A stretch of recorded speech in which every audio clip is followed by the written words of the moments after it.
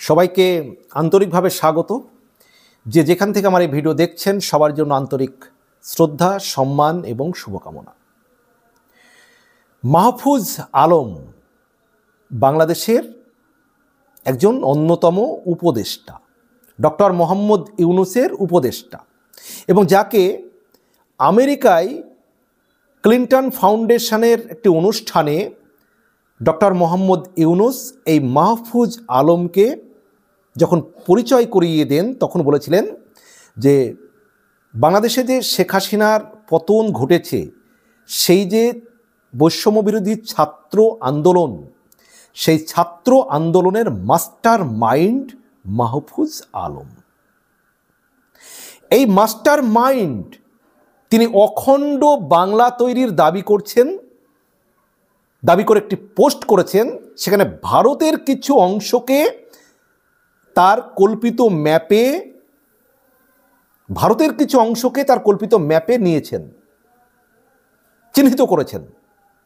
তার কল্পিত ম্যাপে, তার যে আঁকা ম্যাপে এঁকে ভারতের কিছু অংশ, কিছু জায়গা অখণ্ড বাংলাদেশের অংশ হিসাবে ম্যাপ তৈরি করেছেন, করে পোস্ট করেছেন।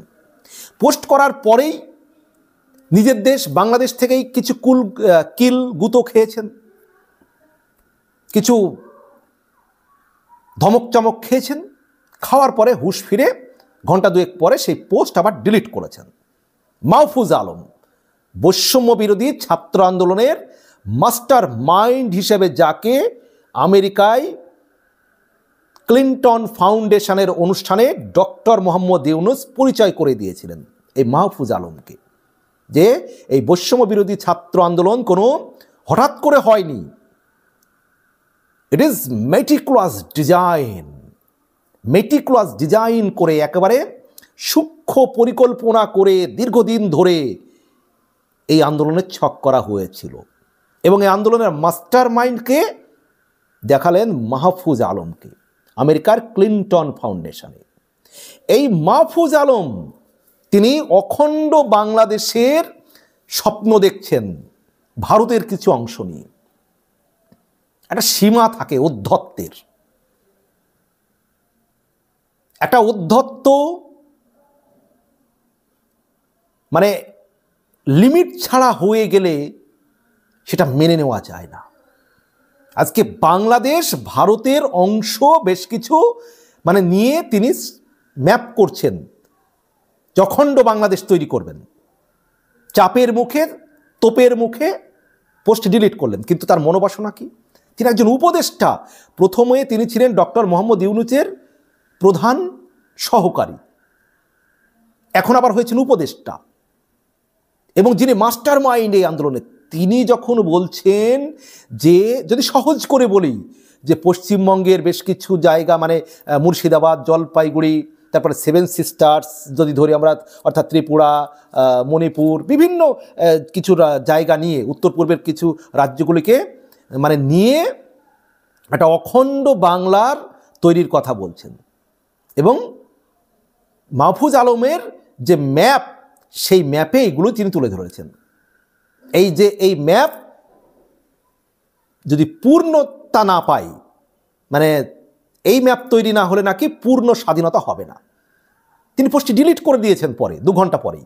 কিন্তু ডিলিট করলে তার যে মনোবাসনা, সেই মনোবাসনাটির দিকে খেয়াল করুন। ভারতের অংশ নিয়ে, ভারতের বেশ কিছু জায়গা নিয়ে একবারে সহজ সরলভাবে মুর্শিদাবাদ, জলপাইগুড়ি বলুন, সেভেন সিস্টারের কিছু রাজ্য, ত্রিপুরা, মণিপুর সহ উত্তর পূর্বের কিছু রাজ্য দখল করে নিয়ে একটা অখণ্ড বাংলাদেশ তৈরির স্বপ্ন দেখছেন। সেই ম্যাপ তিনি পোস্ট করছেন। চাপের মুখে তুলে নিলে কি হবে? এর আগে, কিছুদিন আগে, বাংলাদেশের প্রাক্তন কিছু সেনা অফিসার বাংলাদেশে মিছিল করছেন। সেই মিছিল থেকে বলছেন কি, যে আমরা 3 দিনে কলকাতা দখল করতে পারি। বিএনপি নেতা কখনো বলছেন বাংলা, বিহার, উড়িষ্যা আমরা দাবি করব। কেউ বলছেন সেভেন সিস্টার্স অস্থির করে দেবো, কেউ বলছেন সেভেন সিস্টার খেয়ে নেব বাংলাদেশের। কিন্তু মাহফুজ আলম তো যে কেউ নন। বিএনপি নেতা রুহুল কবির রিজভী কিছু জায়গায় কি বললেন, যে আমরা বাংলা, বিহার, উড়িষ্যা দাবি করব। বাংলা, বিহার, উড়িষ্যা দাবি করবেন। তিনি আবার কখনো শাড়ি পরাচ্ছেন স্ত্রীর, ভারতীয় শাড়ি, কখনো চাদর পোড়াচ্ছেন, অথচ কিছুদিন আগে কলকাতা থেকে ওনার হাটে মানে ওই প্রেস মেকার লাগিয়ে গিয়েছেন কলকাতা থেকে। তো দেখবেন আবার রাগের মুখে যেন আবার শাড়ি ফেলা মতো করে আবার চাদর ফেলা মনে করে আবার বুকে আগুন ধরিয়ে দেবেন না। আপনার তো হৃদয়ে আগুন ধরে গিয়েছে, মানে এটা রাজনীতির স্বার্থে করছেন। ভারত বিরোধী একটা জিগির তুলে মানুষের আবেগকার, বাংলাদেশের মানুষ সহজ সরল, তারা বোঝে না যে ভারতের সঙ্গে শত্রুতা করা মানে বাংলাদেশের কতটা ক্ষতি, সেটা তারা বুঝতে চায় না। কিছু মানুষ আছে এরকম, কিন্তু বাংলাদেশের ম্যাক্সিমাম মানুষ ভারতের সঙ্গে সুসম্পর্ক রাখতে চায়, ভারতকে বন্ধু রাষ্ট্র হিসেবে মনে করে। আমরা ভারতীয়রা বাংলাদেশকে সব সময় মনে করি একটা প্রতিবেশী দেশ, আমাদের বন্ধু সুলভ সম্পর্ক থাকবে, বাংলাদেশের আমরা মঙ্গল চাই, ভারত এবং বাংলাদেশের দুজনের মধ্যে একটা সমমর্যাদার ভিত্তিতে একটা সম্মানজনক সুসম্পর্ক থাকবে, এটা আমরা সব সময় চাই। কিন্তু বাংলাদেশের কিছু মানুষ কখনো পণ্য বয়কট করবে, কখনো ভারতের বিরোধী স্লোগান দেবে, কখনো ভারতবর্ষের প্রধানমন্ত্রী নরেন্দ্র মোদীজিকে গালাগালি করবে। দেখুন, নরেন্দ্র মোদীজি ভারতের প্রধানমন্ত্রী, তার সঙ্গে রাজনৈতিক বিরোধিতা ভারতের অনেক দলের আছে, তার সমালোচনা আমরাও করব। কিন্তু আপনারা বাংলাদেশের তারা যখন প্রধানমন্ত্রীকে এইভাবে গালাগালি করবেন একটা আন্দোলন করতে গিয়ে বাংলাদেশে, সেটা তো ভাই ঠিক না। আপনারা বাংলাদেশে আন্দোলন করছেন, প্রধানমন্ত্রী নরেন্দ্র মোদীজিকে কেন গালাগালি দেবেন? এগুলো আপনারা করে থাকেন।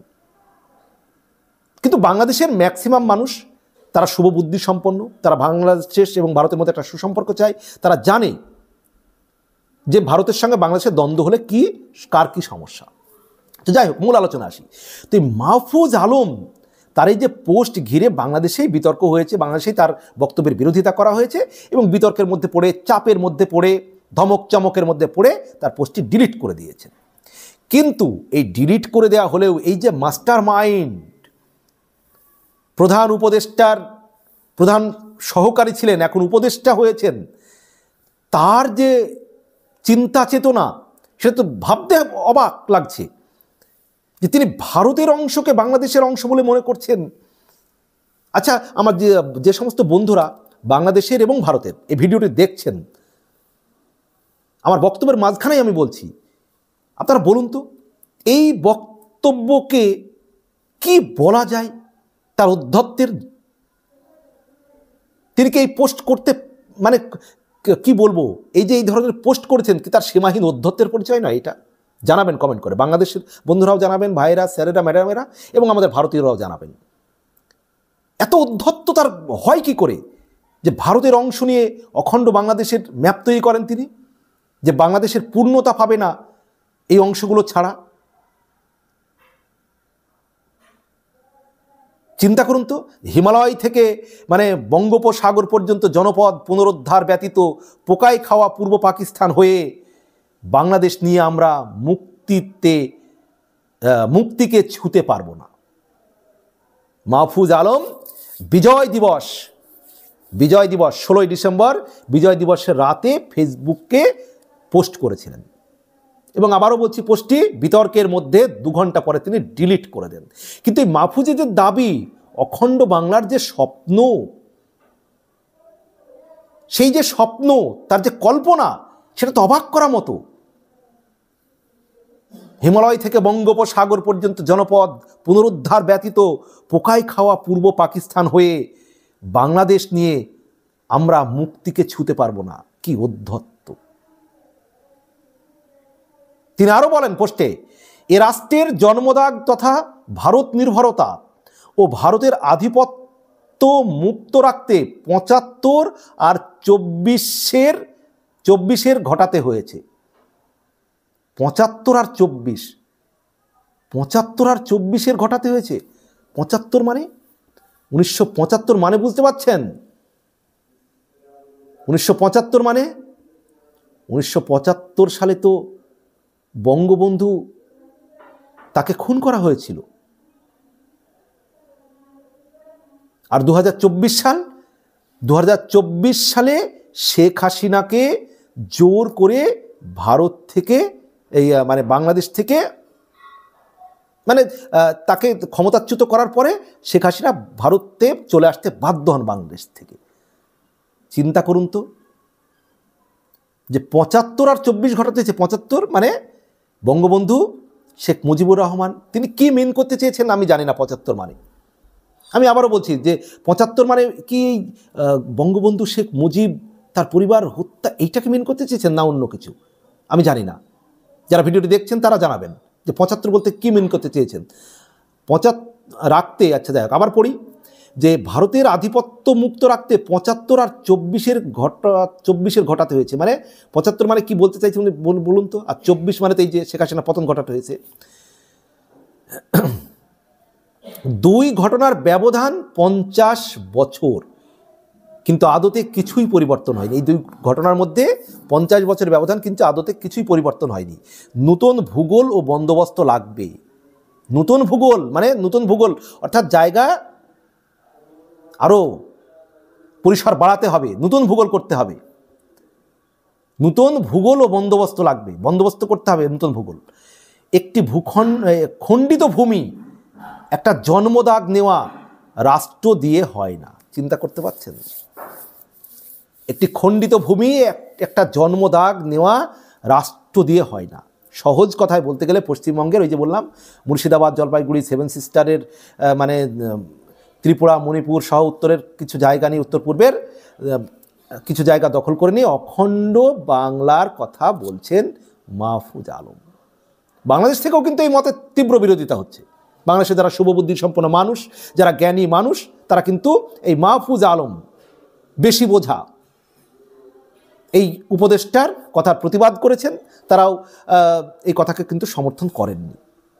কিন্তু এই যে কথা উদ্ধত্ত, আপনি কি করে দখল করবেন বলুন তো মাহফুজ আলম? ভারত বাংলাদেশের যে সামরিক ক্ষমতার বাস্তব চিত্র কি জানেন আপনি? ভারতের সঙ্গে কি আপনি যুদ্ধ করবেন? তাহলে শুনুন, ভারতের সঙ্গে আপনারা তর্ক করতে পারেন, ভারতের কিছু বিষয় নিয়ে আপনারা প্রতিবাদ করতে পারেন, কিন্তু ভারতের সঙ্গে আপনারা কি যুদ্ধ করতে পারবেন, লড়াই করতে পারবেন? ভারতের সঙ্গে আমরা ভারতীয়রা বাংলাদেশের সঙ্গে সুসম্পর্ক রাখতে চাই, কারণ প্রতিবেশীর সঙ্গে সুসম্পর্ক রাখা সবার ক্ষেত্রেই ভালো, আপনাদের ক্ষেত্রেও ভালো, আমাদের ক্ষেত্রেও ভালো। কিন্তু আপনাদের ক্ষেত্রে ভারতের সঙ্গে সুসম্পর্ক রাখা আরও বেশি ভালো, আরও বেশি জরুরি। দুদেশের সম্পর্ক ভালো রাখা দুদেশের জন্যই ভালো। আজকে যদি আপনি বাংলা, বিহার, উড়িষ্যা দাবি করেন, কলকাতা দখল করে নেব বলেন, মুর্শিদাবাদের কথা তুলে ধরেন, যে এটা ওটা ম্যাপে তুলে ধরেন, তাহলে শেষ পর্যন্ত ভারত যদি বাধ্য হয় আপনাদেরকে বিরুদ্ধে কোনো কড়া ব্যবস্থা নিতে, তখন কি করবেন? ক্ষতি তো করবে বাংলাদেশের জনগণের, সাধারণ জনগণের। আপনার মতো উপদেষ্টাদের জন্য তো বাংলাদেশের ক্ষতি হোক আমরাও চাই না, বাংলাদেশের সাধারণ জনগণের ক্ষতি হোক এটা আমরাও চাই না। আপনারা হ্যাঁ ভারতের সঙ্গে তর্ক করুন, প্রতিবাদ করুন, দাবি করুন, কিন্তু ভারতের সঙ্গে যুদ্ধের স্বপ্ন দেখবেন না। আরাকান আর্মিকে সামলান। আরাকান আর্মি যেভাবে বাংলাদেশের দিকে যাচ্ছে, তো অত বেশি না বুঝে আরাকান আর্মিকে আগে মানে ঠেকান। এত বেশি বোঝা ভাই ভালো না। ভারতের জায়গা দখল করবেন, অখণ্ড বাংলাদেশ তৈরি করবেন, আর ভারত চুপচাপ বসে দেখবে।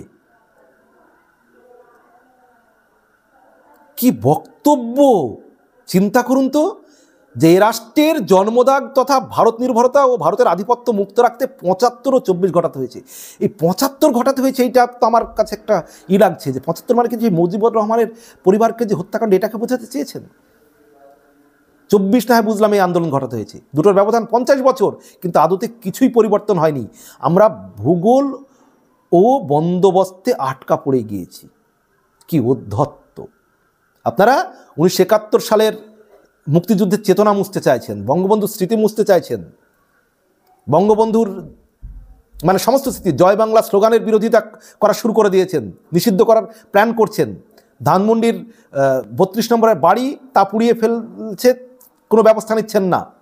আপনারা মুক্তিযুদ্ধের চেতনা নষ্ট করতে চাইছেন, ধ্বংস করতে চাইছেন, রিসেট বাটন চাপতে চাইছেন, বঙ্গবন্ধুকে অসম্মান করছেন তাকে।